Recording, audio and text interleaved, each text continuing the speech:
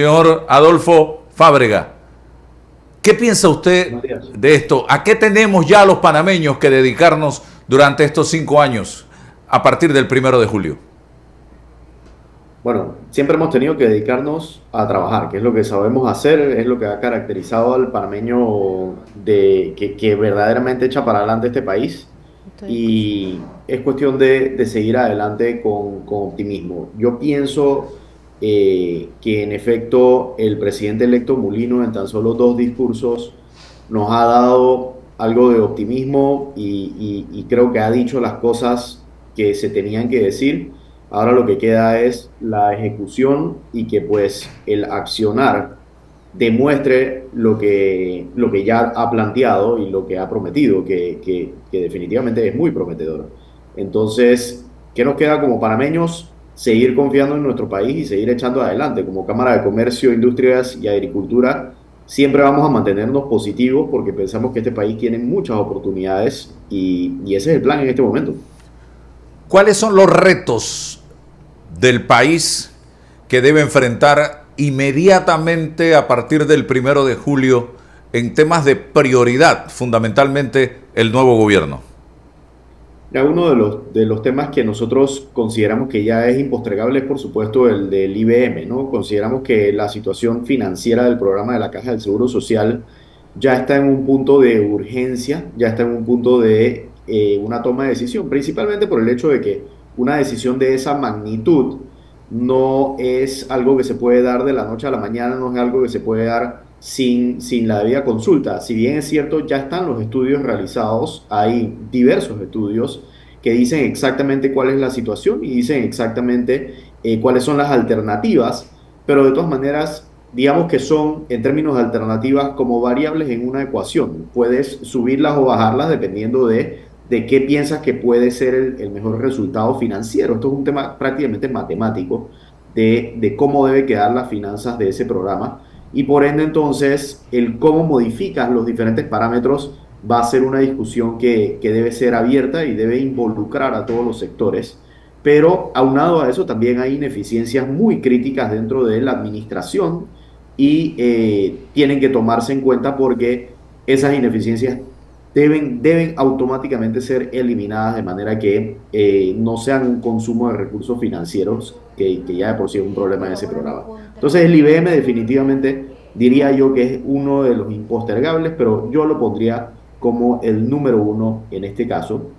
Diría también que a muy corto plazo hay que tomar una decisión sobre el esquema del agua en dos esquemas. Primero, para el canal de Panamá, que ya sabemos que está el proyecto de Río Indio como uno de los de mayor potencial, pero habría que ejecutarlo debidamente, con mucho cuidado y tomando en consideración el factor social de forma primordial. Pero asimismo entonces está el tema de consumo humano. Sabemos que IDAN tiene sus deficiencias. Yo puedo decir que estuve personalmente en el IDAN y ha mejorado, han involucrado una serie de proyectos tecnológicos y hay que darles un aplauso por eso, pero todavía el servicio en general es inferior al nivel que se busca y sabemos pues que hay muchas personas que no tienen acceso al agua y eso es algo que automáticamente crea un calor social que fue lo que nos llevó a algunas o contribuyó a algunas de las crisis que hemos tenido en los años previos. Entonces, ese es un tema importante. Por tercer tema, y ya para terminar ahí, porque obviamente puedo extenderme con esto, pero para terminar con el tercero, diría yo, el uso de los fondos públicos, el control austero en el gasto público es algo que se tiene que ver una acción inmediata en el momento que llegue la definición del presupuesto del 2025. Entendemos que el próximo gobierno quiere tener un mejor control sobre el presupuesto, pero sí hay cosas muy puntuales, como por ejemplo una reducción importante en el presupuesto de la Asamblea Nacional y algunas cosas que son bastante críticas que hay que ver y dentro de eso están igualmente las leyes especiales, que hoy día es un escalonado que nos sigue afectando drásticamente el presupuesto, ni hablar de la deuda pública, ¿no? Entonces, diría yo que esos son algunos de los temas más apremiantes en este momento para el próximo presidente. Para el Señor presidente. Fábrega, hay algo que asusta a la inversión privada y son los cambios constitucionales a través de mecanismos un poco complicados. Y aquí se ha planteado precisamente una constituyente originaria por parte de el señor José Raúl Mulino durante la campaña política. ¿Usted cree que Panamá está preparado para una transformación de esta naturaleza o se deben apuntar a cambios puntuales de la Constitución? Mira, si nosotros vamos a hablar de cambios importantes, yo me tendría que ir a la discusión que siempre hemos tenido de, digamos, el control fiscal y ese tipo de cosas que son tan importantes para nuestro país. Siempre en la Cámara de Comercio hablamos de la voluntad de quienes están en los puestos públicos. Por ejemplo, cuando hablamos de instituciones como Contraloría y similares, tenemos una fiscalización que se va a dar, independiente del contralor que esté en el puesto, se va a dar de forma directa con la voluntad de esa persona de fiscalizar debidamente. Por más controles y por más leyes que tú puedas tener, depende de la voluntad de las personas. Entonces, cuando hablamos de constituyente en Panamá, automáticamente en la cabeza de todos nosotros nos viene qué tanta confianza tenemos en las personas que van a llevar adelante un proceso, ya sea de constituyente paralela o de constituyente originaria. Al final, ese es el punto medular del asunto. Allá es donde nos lleva la duda principal. En este momento yo te diría, nosotros tenemos que ver un poquito más cuál es el accionar del equipo de trabajo del presidente electo, cuál es el accionar de un órgano legislativo muy cambiado, diría yo para positivo, pero un órgano legislativo muy diferente al que hemos visto en el pasado. Yo pienso que va a ser extraordinariamente bueno para el país, pero nos toca verlo. Una cosa es el papel y otra cosa es el accionar. Entonces, yo pienso que en este momento la discusión de una constituyente le falta un poquito más de confianza a nivel nacional de las personas que nos están llevando adelante como país para entrar verdaderamente en ese proceso. Y creo que justamente esa falta de confianza por los últimos 15 años, como usted mencionó, entre otras cosas, es lo que nos lleva a dudar ese tipo de procesos, más que el impacto positivo que puede tener, porque en efecto lo puede tener. Señor Fábrega, si Panamá fuera en este momento una empresa, para que la gente entienda, porque realmente hay quizás falta de comprensión de la condición en que se encuentra el paciente. Si fuera una empresa y usted tuviera que evaluar la condición de esa empresa porque usted la va a gerenciar, ¿cómo está la misma? ¿Cuál sería el diagnóstico suyo hoy de esa empresa llamada Panamá?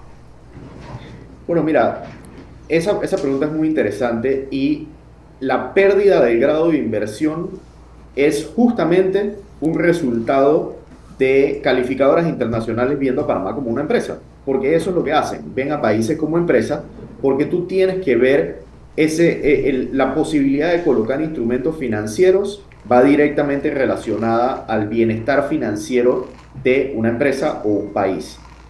Si Panamá fuera una empresa, yo te pudiese decir que el gerente general y mucho del equipo gerencial estaría invirtiendo gran parte del tiempo buscando plata. Estaría invirtiendo gran parte del tiempo buscando inversionistas o buscando, digamos, instrumentos financieros, que es lo que lamentablemente ha pasado. ¿Por qué sucede eso? ¿Por qué una empresa, si Panamá fuese una empresa, la gerencia tuviese que estar buscando plata? Porque los gastos en este momento superan los ingresos. Eso es muy sencillo. Esto puede pasar desde una empresa que vende accesorios de celular en la 24 de diciembre, como puede pasar a nivel nacional en nuestro país. Si la empresa tiene gastos que van por encima de los ingresos que genera, la situación financiera va a quedar debilitada. ¿Qué pasa? A diferencia de una empresa que realmente tiene que generar ingresos para repartir dividendos o similar, en el caso de Panamá o en el caso de un país, se permite un déficit fiscal aceptable o se permite más bien que al menos tú puedas tener un balance en el presupuesto. O sea, que tú puedas por lo menos cubrir con los ingresos lo suficiente los gastos. Panamá está mucho más allá de eso. Es más, se ha hablado del tema de aumentar la posibilidad del déficit fiscal, o más bien lo hemos tenido en los años pasados y lo mencionamos cuando hablábamos del presupuesto del 2024, del año actual, que lo veíamos elevado no por el hecho de que no queramos invertir en Panamá, sino por el hecho de que no iba en relación directa con la capacidad de generación de ingresos que tenemos. Entonces, ¿qué sucede con una empresa como esta? Tiene que hacer una serie de cosas, ya sea incrementar los ingresos, reducir los costos y en el medio que va haciendo eso mejorar la experiencia del cliente. ¿Quiénes somos los clientes? Todos los ciudadanos. A ver, ¿cómo yo genero ingresos adicionales? Por supuesto, incentivando inversión extranjera, incentivando la creación de empresas, incentivando puestos de trabajo, incentivando proyectos productivos, o sea, proyectos que nos generen rentabilidad como país. Y tenemos el canal que tiene muchas oportunidades, el sector logístico, entre muchos otros para eso, proyectos como el de los semiconductores que se está hablando, muchas cosas que se pueden hacer para generar ingresos. Pero por el otro lado, en este momento, en términos del gobierno nacional y del Estado en general, es más fácil hacer una reducción de gastos. ¿Por qué? Hay instituciones que están abultadas en planilla, hay instituciones que están abultadas en gasto público y simplemente es cuestión de tomar ese lápiz y afinar y recortar. La Asamblea Legislativa es el ejemplo perfecto.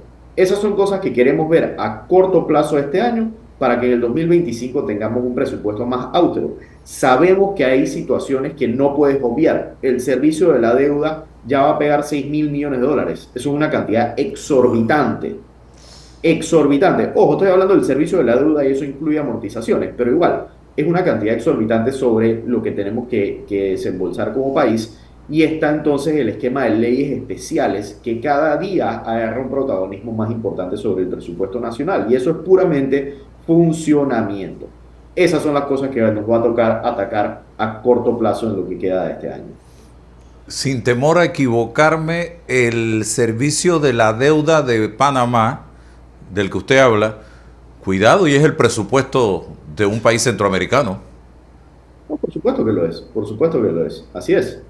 No, no, definitivamente que Panamá, cuando lo comparamos en términos de presupuesto per cápita, nosotros tenemos uno de los presupuestos más altos del hemisferio. Wow. Realmente nos enfrentamos a retos sumamente importantes, porque cuando hablamos de reducción del gasto, eso implica reducción de la planilla. Gente que va para la calle a formar parte de la lista de desempleados. Esto es delicado, es lamentable. Esto va a Por supuesto. impactar en la economía de la empresa privada, del pequeño comercio, en fin. ¿Cómo resolvemos esto, señor Fábrega? Por supuesto que sí. Hay un tema bien importante y es que mientras más personas tú tengas en el engranaje público que no tengan una rentabilidad directa, y no hablo de generación de ingresos puramente, para mí rentabilidad quiere decir igualmente dar un buen servicio al ciudadano. O sea, para mí incluso toda institución que genere un servicio para el ciudadano, independiente de que genere ingresos o no, tiene rentabilidad. Entonces, hay funcionarios, hay un gran número de funcionarios que son sumamente importantes para que nuestro engranaje público funcione debidamente. Policías, doctores, enfermeras. Hay una serie de personas que definitivamente se justifica, pero asimismo hay muchas que no. ¿Qué pasa? Esas personas, al estar en puestos que no se justifican, generan obviamente un gasto para el Estado y un peso, pero además de eso, se autogeneran la imposibilidad de posteriormente entrar en un puesto productivo. ¿Qué quiero decir con eso? Voy a ser bastante burdo. Una persona que tiene 10 años de estar trabajando en el sector público en un puesto que se puede denominar como una botella, para irme a lo más extremo, no es contratable posteriormente en una empresa. Entonces, entre más rápido podamos hacer esa segmentación y llevarlos hacia el sector productivo, donde hay mucha oportunidad en el agro, hay mucha oportunidad en logística, como mencioné, en tecnología, en educación. Entonces, ahí vamos a tener un factor productivo. ¿Qué va a pasar? Por supuesto, puede verse afectado el desempleo. Sin embargo, a largo plazo es lo mejor para el país. hay fórmulas adicionales. Y te doy un ejemplo, las APPs. Las APPs son vehículos que ya han probado funcionar en otros países, donde tienes un componente privado y un componente público. Pero ¿cuál es la gran diferencia con una APP? ¿Qué es lo que vivimos en nuestro país de forma muy similar con autoridades que tienen una rendición de cuentas basada en ingresos, como por ejemplo el Canal de Panamá? Este tipo de vehículos exige un resultado en libros. Este tipo de vehículos tiene una junta directiva o tiene un esquema de gobernanza que le exige rentabilidad, eficiencia, productividad y que le exige al final funcionar con un resultado palpable para el ciudadano. Si nosotros tomamos a personas que hoy día están en el sector público y las llevamos a ese tipo de vehículos, yo sé que no es fácil, pero lamentablemente es una fórmula que sabemos que funciona y que se puede dar. Va a tomar tiempo y vamos a ver momentos difíciles. No estamos en una situación como Argentina, que en este momento está teniendo que hacer esos cambios de forma abrupta, porque está en una situación excesivamente crítica. Panamá no está allí todavía, pero vamos en ese camino y eso es lo lamentable. Señor Fábrega, el presidente electo habló en los siguientes términos: hay que abrir la mina para cerrarla. ¿Qué piensa usted de esto? Mira, yo creo que en primer lugar todos ya tenemos que ser cónsonos en saber que el pueblo panameño exigió el cierre de la mina. Yo creo que eso ya no es un tema debatible. Los temas debatibles son el tiempo que va a tomar y el costo que va a tomar cerrar la mina. Ahí en el sitio de Donoso me acaba de llegar incluso un tema de un mapa virtual para que la gente vea verdaderamente qué es la mina. Espero que eso se propague por todos lados. Yo he ido personalmente a verlo y la verdad es que es impresionante cuando estás allí y lo ves porque es una operación enorme. Qué bueno que ahora haya un mapa virtual que nos permita sumergirnos en la realidad de lo que es la mina o lo que es el sitio del Donoso, porque en este momento no es mina, no se está minando. Pero, ¿qué sucede? Exige de un tiempo largo y de un dinero importante. Entonces, nosotros sí consideramos que hay que llevar adelante un proceso muy ordenado, pero autofinanciado para el cierre de la mina. Muy bien. O sea, abrirla para que vuelva a operar. ¿Cómo ve usted esa opción? ¿No es una opción?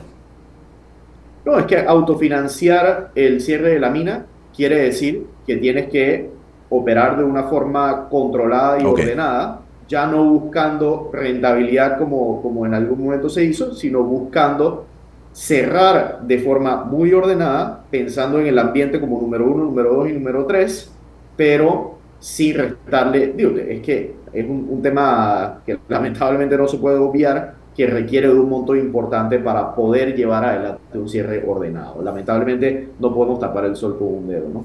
Por el otro lado, tenemos la situación de los arbitrajes, donde yo sí considero que puede haber un punto de mediación entre la nueva administración y la empresa minera, que tampoco podemos tapar el sol con un dedo, que ellos hicieron una inversión en el país y ya pusieron las demandas de arbitraje. Yo pienso que es cuestión de que se forme un diálogo donde se logre algún punto medio y Panamá pueda entonces contrarrestar de alguna forma la situación que tiene esa empresa para que no quedemos en una situación legal que todos queremos prevenir, como se da en la empresa privada a cualquier momento o incluso a nivel personal. Uno siempre quiere prevenir una pelea jurídica a toda costa, ¿no?